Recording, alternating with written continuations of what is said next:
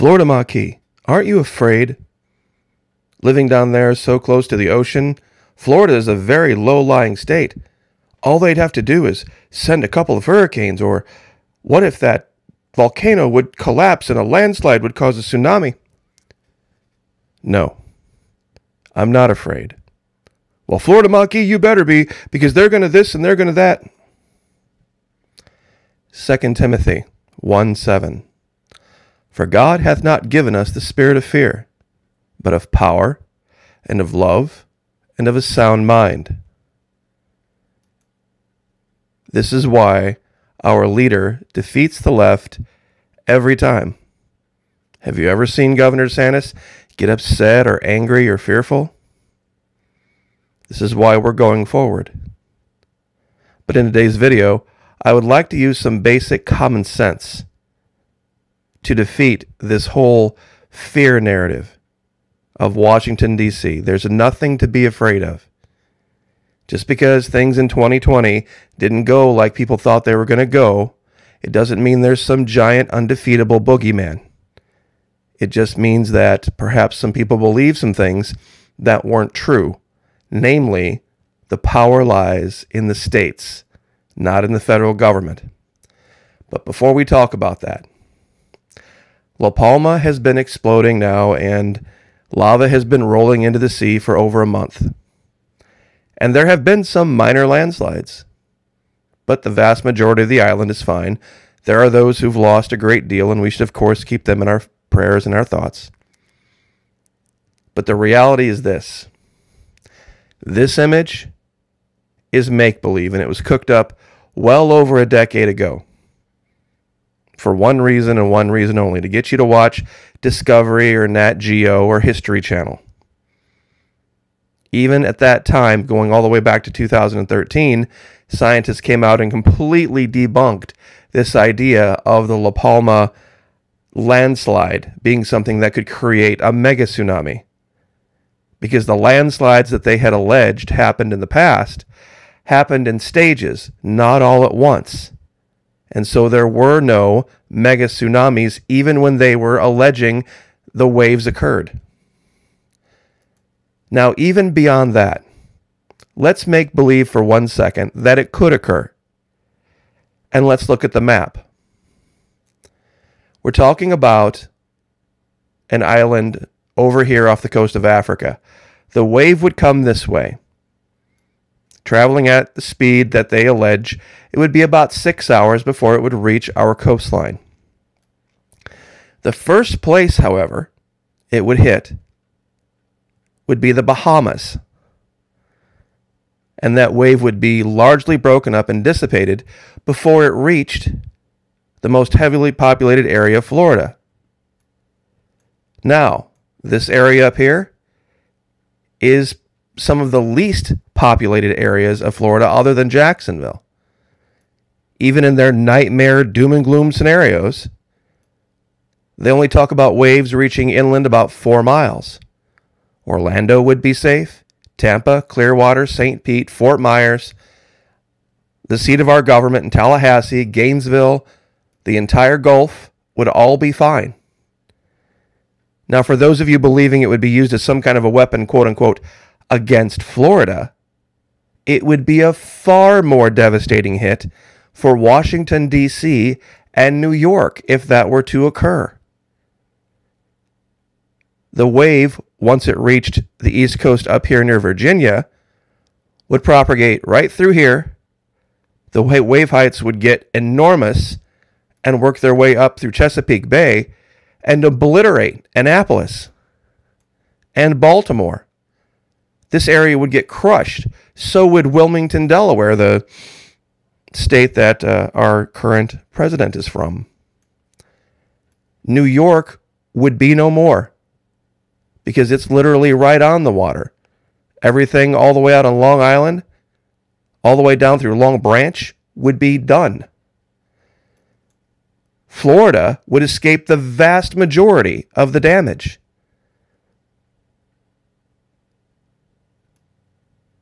The folks up in Great Britain have a lot more to worry about than we do. And to put a final nail in that coffin, given that the likelihood of that is approaching zero, there's something called the New Madrid Fault in southern Illinois. The last time this let go was in the 1800s, and there was an earthquake so big that it caused the Mississippi River to run backwards. They've speculated that if it were to happen in modern times, 3/4 of the bridges crossing the Mississippi from St. Louis all the way down to Louisiana would be impassable. It would completely shut down all commerce in the Midwest. So maybe we should be afraid to live there too. What about the giant caldera under Yellowstone? Maybe we should be afraid to live out in the West or anywhere in the middle part of the country, because if that went, that would make all of this uninhabitable. What about the Cascadia and the volcano up here? See, if you want to find a reason to be afraid to live somewhere, oh, believe me, there's no end to reasons to be afraid. But what does our Bible teach us? God hath not given us the spirit of fear, but of power and of love and of a sound mind. I choose to follow the Bible, not fake news. This is 20 September 2021. No Mega-Tsunami headed for East Coast after Canary Island volcano eruption. This is 2013. Killing off the Canary Islands landslide Mega-Tsunami scare. I'll give you both of these links and you can read why it is just total bunk. Now, most of those fearmongers come out of one group. They're anarchists. And they actually, in their little secret heart of hearts, hopes for something like this, because they want to live in a world where the guy with the most guns and the most bullets wins.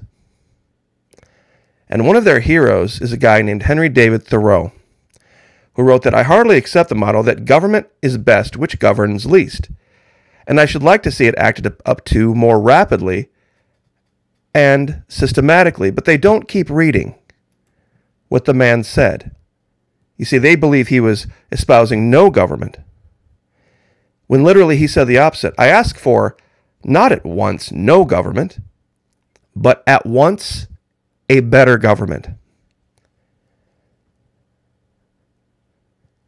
That is what he was talking about. And here in Florida, we have that better government. And I believe it makes some people very angry and stressed out and, to put it bluntly, ashamed of what they fell for the last 4 years. Why everything they thought that was going to happen over the last year hasn't happened. And it would be a hard, tough pill to swallow. But if we're going to go forward, we're just going to have to accept that the last 4 years was an aberration, but we do have a solution going forward. It's called states' rights. It's called the Constitution. It's called your governor getting involved in your school board. I'll say it right now. If it took a Joe Biden to get people to wake up and go to school board meetings, I am all for it. If it took a Joe Biden for people to care about who their sheriff is, or who their mayor is, or who's on their town council, or who's teaching their kids, or to even go to school and get involved in their kids' educations, if it took a Joe Biden to do that, I'm all for it.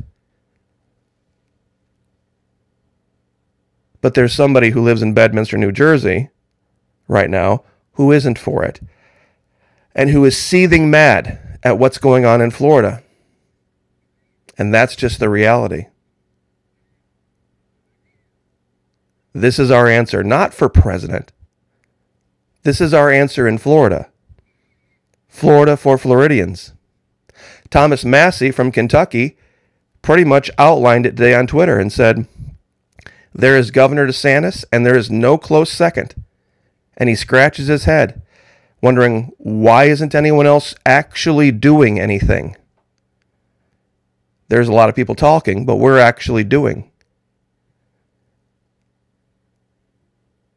Many people are looking to us for leadership. We will lead in the sense that we will show the way, but it's going to be up to you in your state to fix your states. The answer will never be in Washington, D.C. And I'm glad I used this section of the video from earlier today, the live that we did, because our governor does this virtually every time he speaks. He'll speak for a few minutes, and then he'll bring up leaders, many leaders from a local community, to tell what their answers are for their local community and inspire their local people. So that people are not always looking to, what's Governor DeSantis going to do about this, or what's Governor DeSantis going to do about that? The answers are local. They're not easy, but they're local. Now, on another note, that kind of goes along with this. I'm sure a lot of you guys have seen this guy on YouTube. His name's James Blackwood. He lives up in Nova Scotia. And he is known as the Raccoon Whisperer. And he has some of the fattest raccoons, and he feeds them all sorts of food. And he'll have just absolute mobs of them show up. I mean, I think in this particular video, 22 million views, in one night he went through 8 pounds of hot dogs. Now, the reason I say this is, I mean, I'm glad the guy's taking care of the little animals. It's cold and there's very little food this time of year. None of these raccoons in his videos look like they're starving. Let's put it that way. Some of them are so fat that they can literally sit on 2 haunches like a human sitting in a chair. Not quite so much the case here in Florida. I have a little feeding station out in the woods behind the house, and I make sure that I don't engage personally with any of these animals. I go out, change the water, put out food every now and then, and make sure that they interact by themselves, or leave a trail cam out so that we can enjoy what's going on. But last night things got a little bit intense, and there's a mother raccoon who shows up with her 2 babies, and that's what's going on right there. This is the mother. This is one of her kits. The other kit just ran around the corner here. Off screen at this moment in time, there's a larger male raccoon that she's really nervous about, who's just behind the camera. And he's getting ready to come into frame here pretty quick.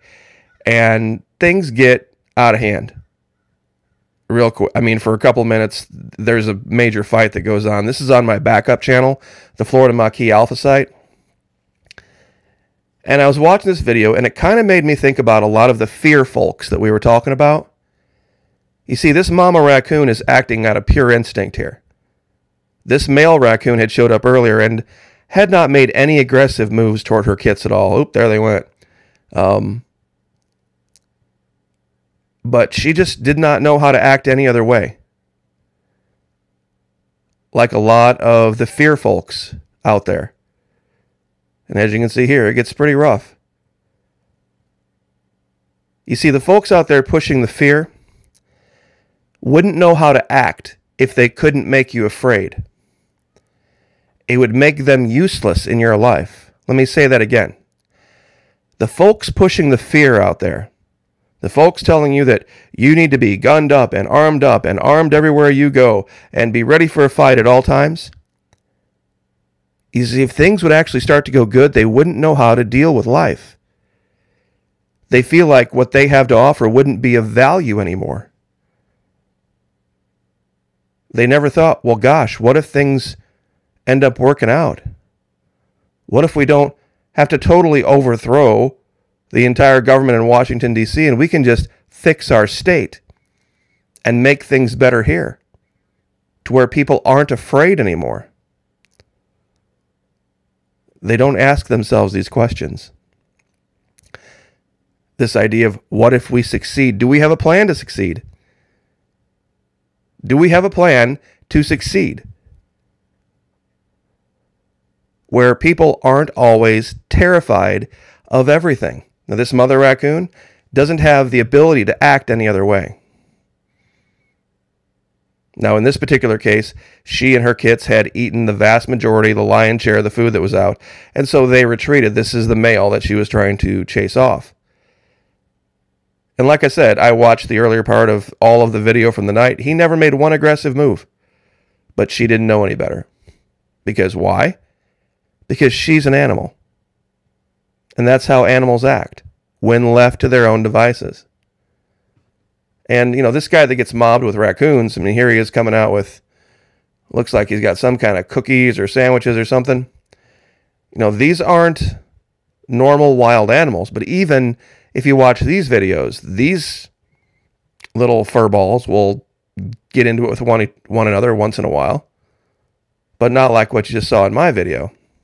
So anyway, Florida Maquis alpha site, just like it sounds, like this channel, just add alpha site, S-I-T-E, after it, and you can see this kind of stuff. It's getting on toward winter in Florida, and so it gets, in Florida, it doesn't get snowy, it gets dry. It gets very dry and cooler, so foraging for food gets a little bit more difficult. So putting a station like this out in the woods that's got a nice deep container of water, and I have rocks in the bottom of this. I think you can kind of see them right here. You know, it's, you know, almost up to his body here, probably 6-8 inches deep. Water changed every 2 to 3 days, and just some basic foodstuffs can make a huge difference in the survival situation out there. Plus, there's a little bowl. I don't know if you can see it right here. Bird seed that I'd had up on top. You get squirrels and sugar babies and all sorts of different animals, but here they come back. So as you can see, you know, they definitely appreciate it. So I will leave it there. God bless. Have a great night. Like, share, subscribe, and we will see you guys next time.